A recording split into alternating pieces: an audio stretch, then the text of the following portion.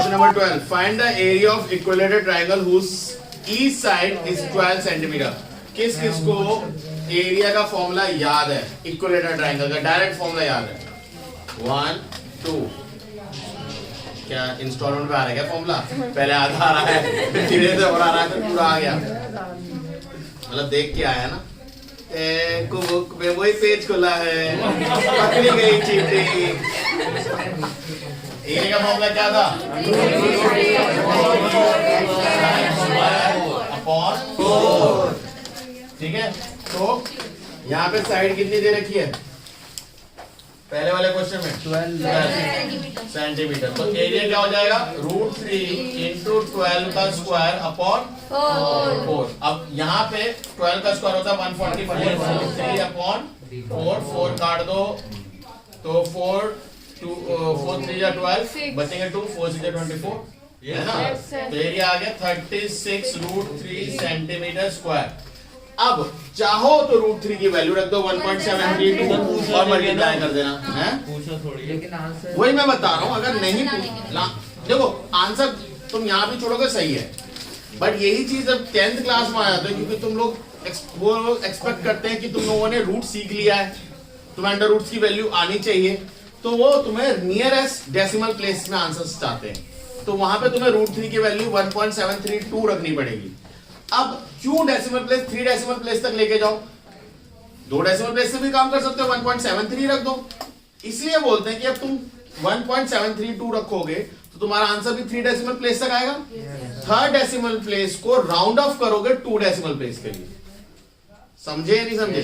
आप 10th class में हर एक क्वेश्चन को 2 डेसिमल प्लेस तक लिखेंगे, और 2 डेसिमल प्लेस में लिखने के लिए यानी राउंड ऑफ करने के लिए आपका आंसर 3 डेसिमल प्लेस तक होना चाहिए।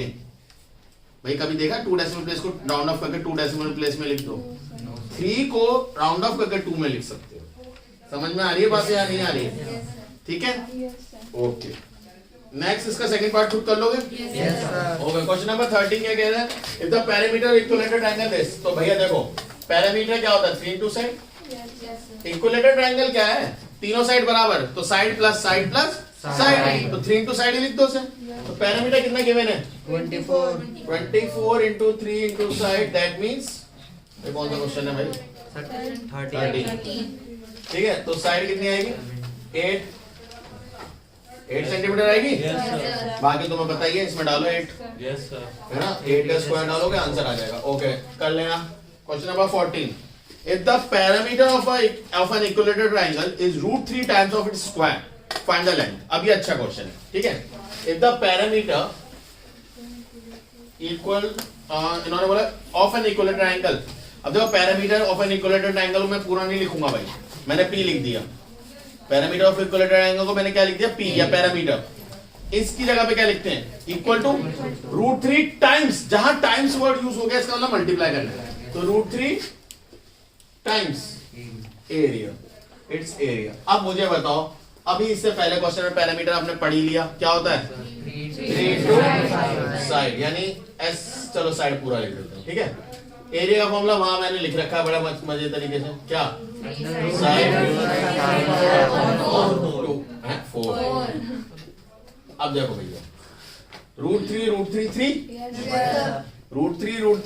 3 और ये 3 इस 3 से कैंसिल हो जाएगा, नहीं हो जाएगा? जब भी इक्वल में तराजू में दोनों तरफ एक सा नंबर हो तो काट दिया करो, बट एक ही फॉर्म है, मतलब फ्रैक्शन में एक ही फॉर्म है, या तो न्यूमरेटर या तो डिनोमिनेटर। तो यहाँ भी 3 है, ऊपर भी √3 3 आएगा, क्योंकि वो √3 कहां जाता है अल्टीमेटली? इधर नीचे, तो फिर काट दो, या यहीं से यहीं काट दो, वो आपके ऊपर है। इतनी बात समझ में आई है? नहीं कोई डाउट है किसी को इसमें? तो मैं यही कट कर सकता हूँ? बताओ जल्दी बताओ।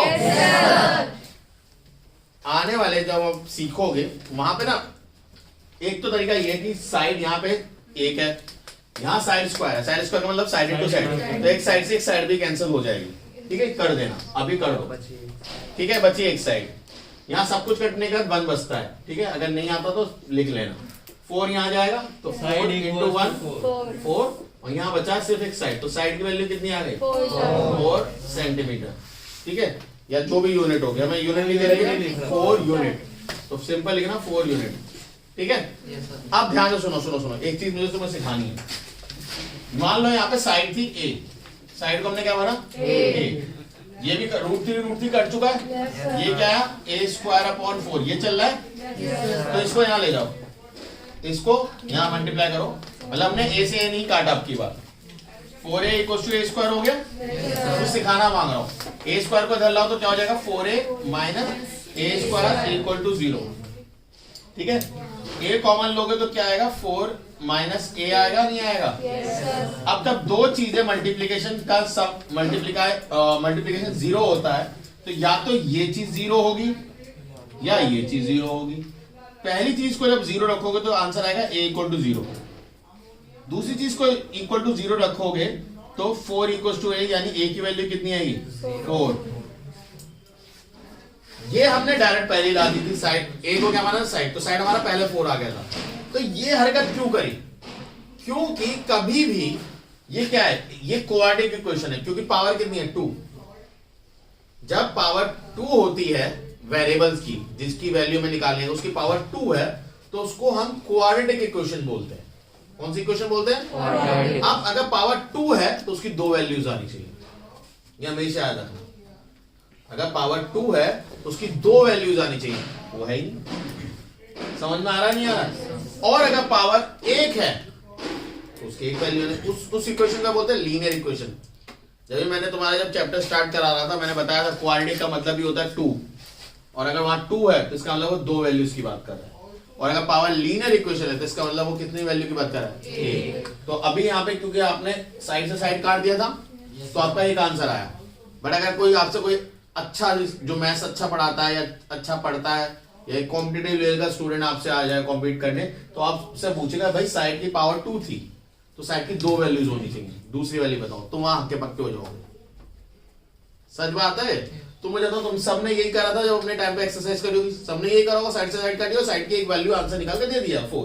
अब कोई तुमसे पूछे भाई साइड की 2 है, तुमने क्वाड्रेटिक इक्वेशन चैप्टर पढ़ोगे, 8 में पढ़ा था, 10th में पूरा का पूरा चैप्टर है क्वाड्रेटिक का, वहां भी पढ़ने वाले हो तुम, बट 8th में तो पढ़ा था क्वाड्रेटिक। अरे भैया ax² ऐसा पढ़ा था 5x² + 3 या x² + 5x + 6 = 0, x की वैल्यू निकालो, पढ़ा था, इसे कहते हैं क्वाड्रेटिक इक्वेशन। ऑनलाइन क्लास जय हो। तो क्वाड्रेटिक का मतलब होता है व्हेन x की पावर 2, लीनियर का मतलब क्या होता है व्हेन x की पावर 1, ठीक है। तो थोड़ा सा विस्तार में जाओ भाई साहब, ठीक है। ये वो क्वेश्चन है जो मुझसे एक इंटेलिजेंट बंदे ने मुझसे पूछा था इंटरव्यू में, and then I got realization, हाँ यार ये तो मैंने कभी जिंदगी में नहीं सोचा। मैं भी कई साल से पढ़ा रहा हूँ बट मैंने नहीं कभी सोचा। जैसे उन्होंने मुझसे पूछा x की वैल्यू = 1 है, तो x की कितनी वैल्यू 1, सिंपल है। फिर उन्होंने मुझसे बोला x² = 1 है तो कितनी वैल्यू है, मैंने कहा स्क्वायर हटेगा तो अंडर आएगा, और अंडर से बाहर आएगा तो +-1 होता है, क्योंकि हमें नहीं पता कि 2 ++ वाले मल्टीप्लाई हुए या 2 -- वाले मल्टीप्लाई हुए, तो मुझे नहीं पता। ये बात पता है नहीं पता है तुम्हें? जब ये अंडर से कोई वैल्यू बाहर आती है तो वो +- में होती है, क्योंकि मोस्ट ऑफ द टाइम हम साइड की बात करते हैं, साइड कभी नेगेटिव नहीं होती, इसलिए हम नेगेटिव वैल्यू को इग्नोर कर लेते हैं। फिर उन्होंने मुझसे, यहाँ तक तो मैं समझ गया, यहाँ तो मुझे आता था और मैं मस्ती में जब आंसर दे रहा, फिर उन्होंने मुझसे पूछा x³ = 1, मेरे तो तोड़ गए। इसका कहने का मतलब क्या है, x की कितनी पावर है 3, तो x की कितनी वैल्यू होनी चाहिए 3। मेरे को तो यहाँ पे क्यूब रूट डालूंगा तो a की वैल्यू निकालनी आती है 1,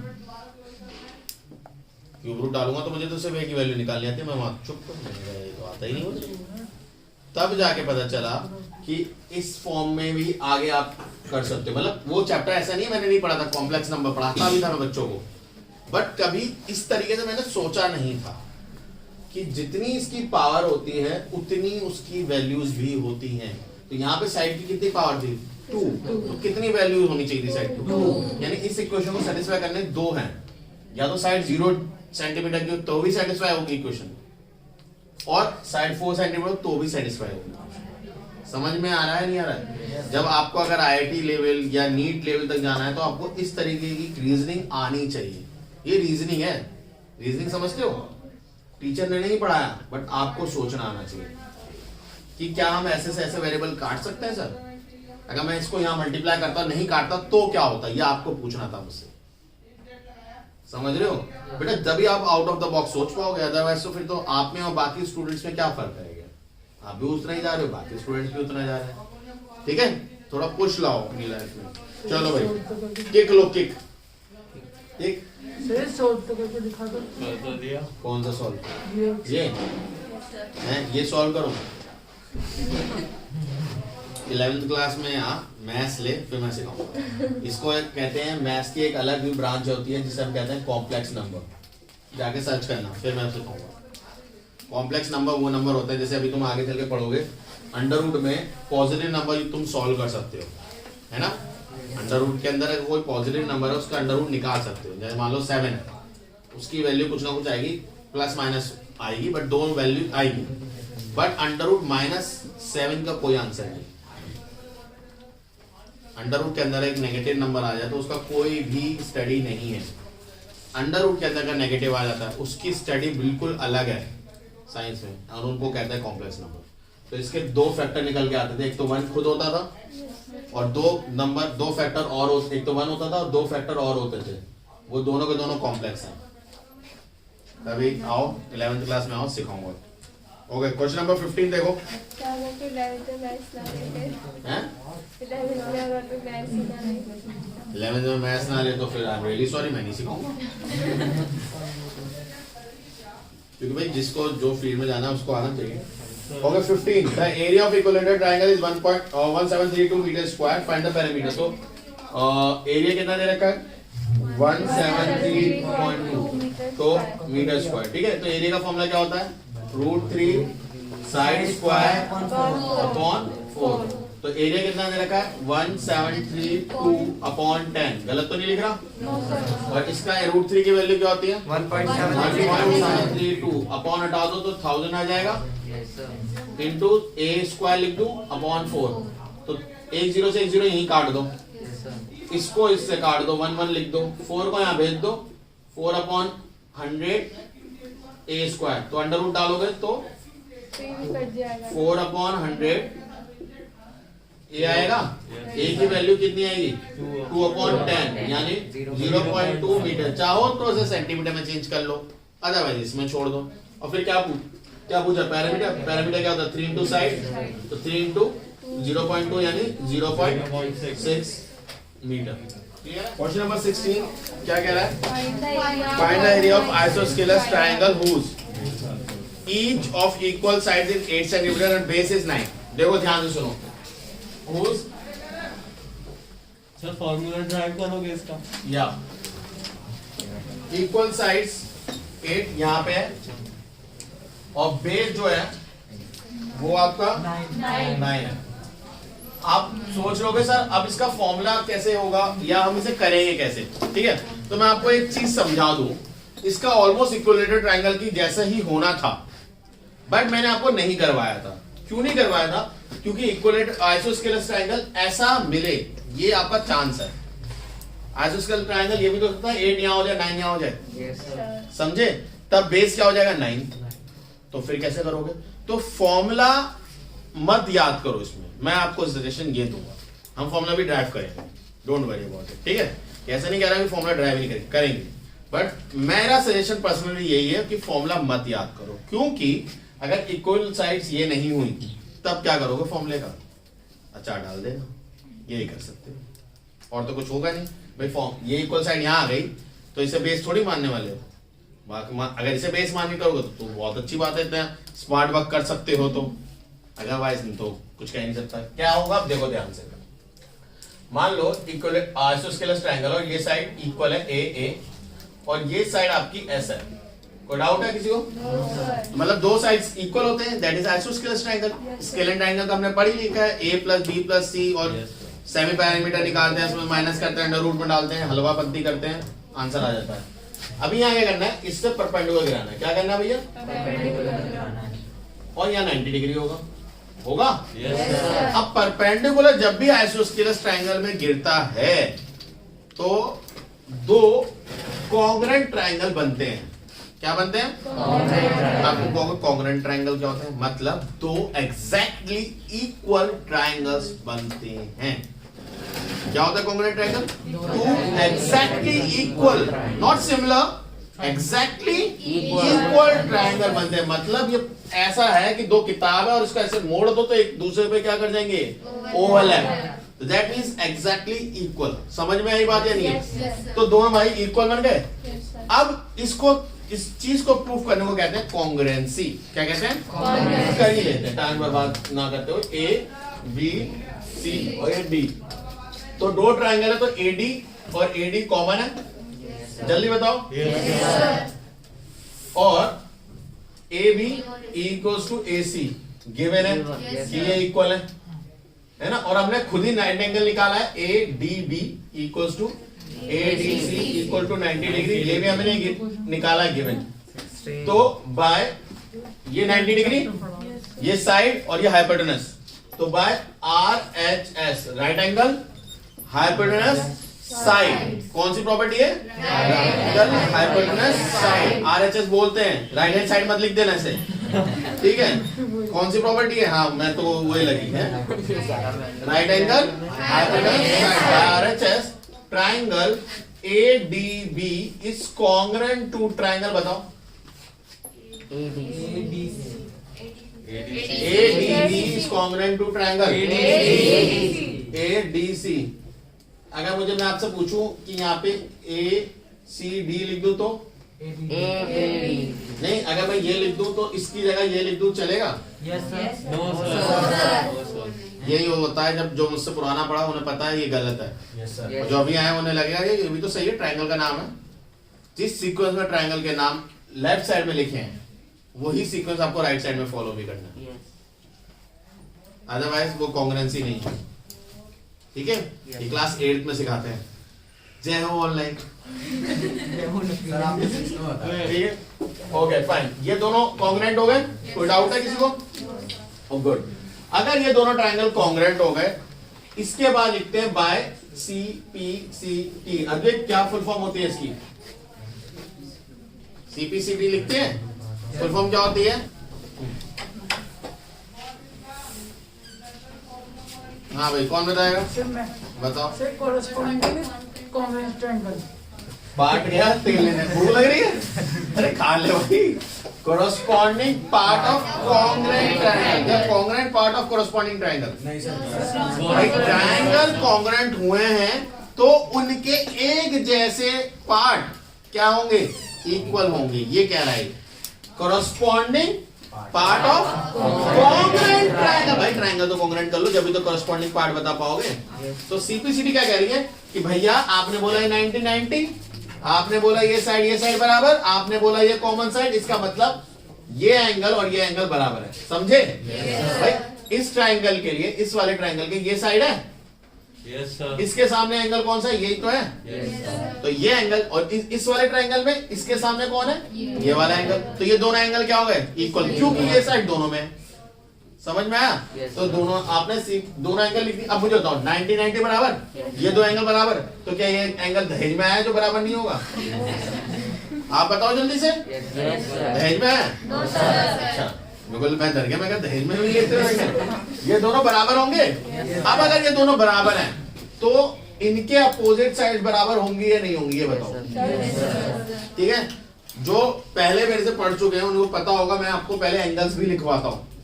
बट बुक्स में या कहीं जगह पे आप डायरेक्ट एब्रिविएशंस लिखते हो, बाय सीपीसीटी डायरेक्ट आंसर लिखते हो BD equals to DC. But ये कहानी एकदम से नहीं आएगी। ये कहानी कैसे आएगी? पहले आपको लिखना पड़ेगा एडी इक्वल्स टू एडी। दोनों ट्रायंगल में एडी एडी इक्वल है, उनके अपोजिट एंगल इक्वल लिखने पड़ेंगे, यानी A B D equal to A C D. हो गए दो इक्वल। अब बोलना पड़ेगा भाई दो एंगल इक्वल थे, ये भी इक्वल थे, भाई तीसरे को भी कर देना इक्वल, वो भी इक्वल होगा। तो ये इक्वल हो गए। अगर एंगल इक्वल है तो भाई साहब उनके अपोजिट साइड्स भी इक्वल होंगी। बट बुक्स में डायरेक्ट ये लिखा होता है और हम ये रटते भी ऐसे हैं, मोस्टली टीचर पढ़ाते भी ऐसे हैं। ये दिखे इक्वल है, इक्वल लिख दो।